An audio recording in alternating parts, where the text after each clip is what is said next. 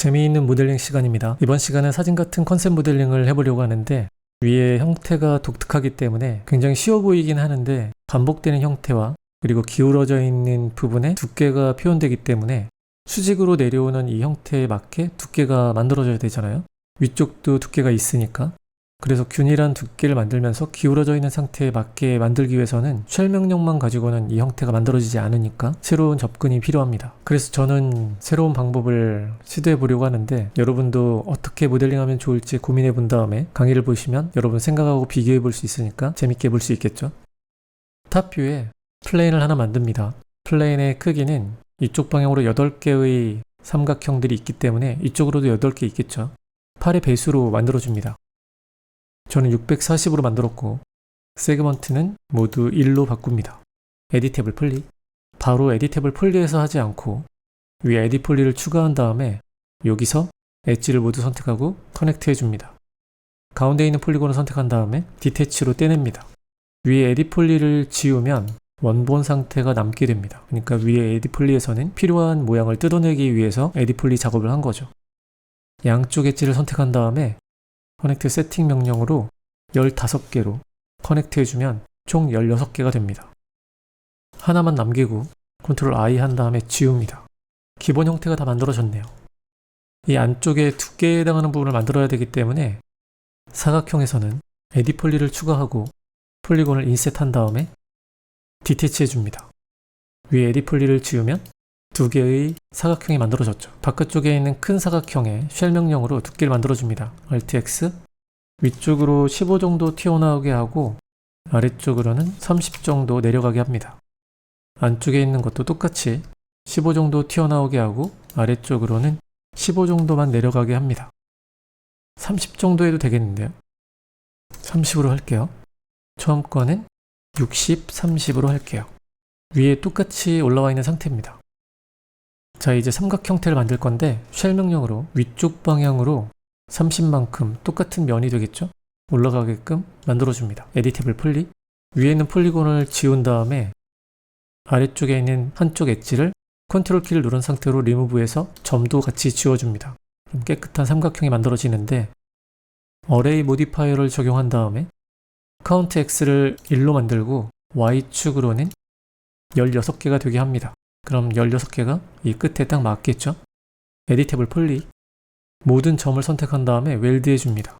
점이 잘 붙었다면 보도로 테두리가 선택되겠죠?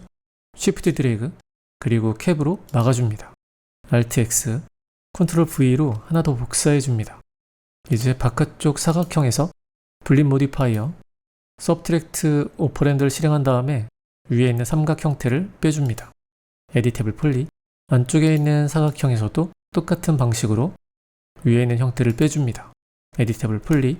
그럼 윗면이 똑같이 맞닿아 있는 상태가 만들어지는데 지금 현재 선택되어 있는 안쪽 사각형을 아래쪽으로 내려서 두께를 만들어줍니다.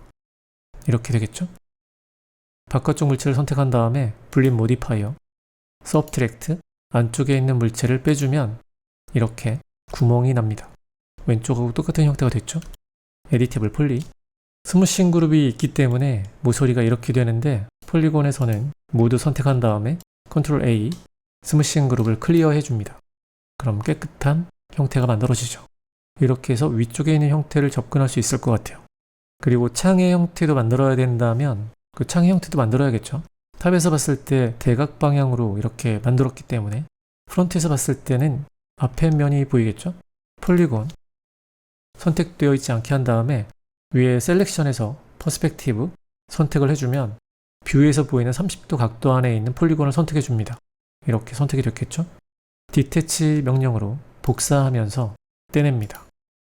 떼낸 물체만 보이게 하면 아이솔레이트 셀렉션 한 다음에 이 물체 같은 경우는 여기를 막은 다음에 프레임도 만들고 유리가 있다면 유리를 만들어야겠죠? 프론트 뷰에서는 아래쪽이 축이기 때문에 시메트리 명령으로 이렇게 Z축 방향으로 뒤집어서 막혀있는 상태를 만듭니다. 에디테이블 폴리. 보도에 가게 되면 안쪽에 있는 보도가 선택이 되는데 이 부분을 캡으로 막아줍니다. 면이 막혔겠죠? 이제 이 안쪽에 있는 면만 선택을 해야 되는데 Shift 컨트롤 키를 누른 상태로 폴리곤을 클릭하게 되면 안쪽에 있는 면만 선택됩니다. 컨트롤 I 하고 바깥쪽 폴리곤은 삭제합니다. 측면에서 봤을 때 점을 보면 가운데 점이 있는데 점을 모두 선택한 다음에 커넥트하고 아래쪽에 있는 폴리곤을 삭제합니다. 그럼 창문만 남게 되겠죠, 이제?